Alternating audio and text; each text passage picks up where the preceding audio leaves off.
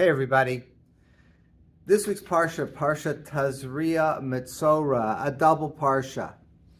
And I'm sitting there at my desk and I'm having a bit of a mental block as to what I should talk about in the video this week. So I go to GPT. I don't even know what that stands for actually. And I say, give me a Davar Torah on this week's Parsha in the spirit of how Rabbi Nightingale would do it. And so it gives me this thing, and it's on Parsha Shmini, which is last week's Parsha. I said, you got the wrong Parsha. And it said, oh yeah, you're right. At any rate, they gave me an idea which I thought was a nice idea. And since I said it in the spirit of me, maybe it's kind of like from me. But it actually tied into something else, which I'll talk about soon.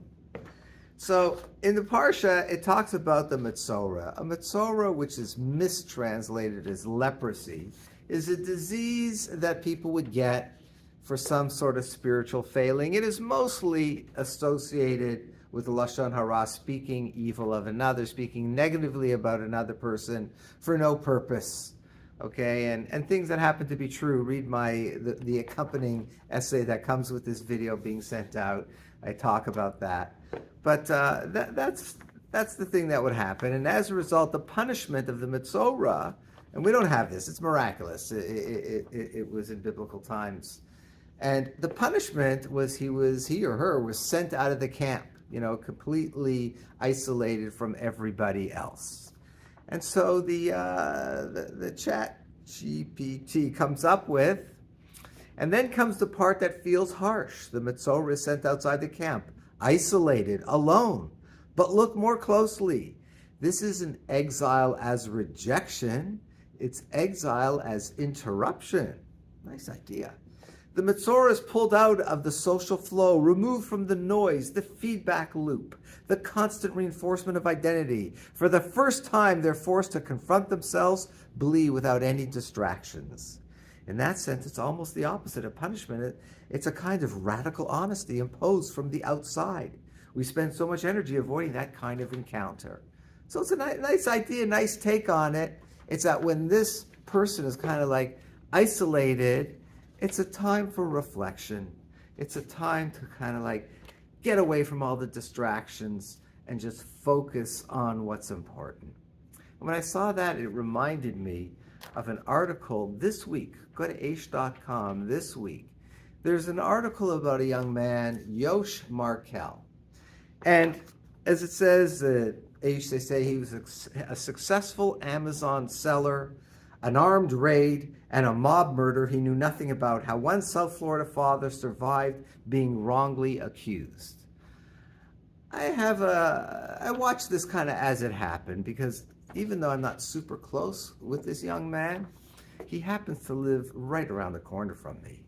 So I saw what he went through and all the difficulties. And the article there, he's very open and honest about it, about what happened and all the financial difficulty, the emotional difficulty. And he ended up having to spend 12 days in jail. I mean, he's been, thank God, exonerated and acquitted and showed it was all fake. But he had to spend 12 days in jail. And listen to what he writes, and it's in the article, but I'll just read to you. It's a short piece. In hindsight, those 12 days in jail, as painful as they were days of real growth. For years, I had been caught in a different kind of trap, constantly buying, selling, chasing the next deal, never stopping. Now I had no choice but to be still. No distractions, just me, my thoughts, and prayer.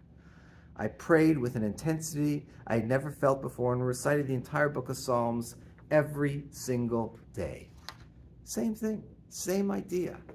We have an idea of hitbodedut, of being alone, completely alone, that some of the Hasidic masters, they would go out in the field and get away from everything and spend hours by themselves. There's something very, very powerful about cutting away from everything and just focusing on your inner being, your neshama, your goals, what you really want in life, who you really are. And so with the Metzora, or with this young man, Yosh, it was forced upon them. But we shouldn't wait for it to be forced upon ourselves. We just came out of Pesach.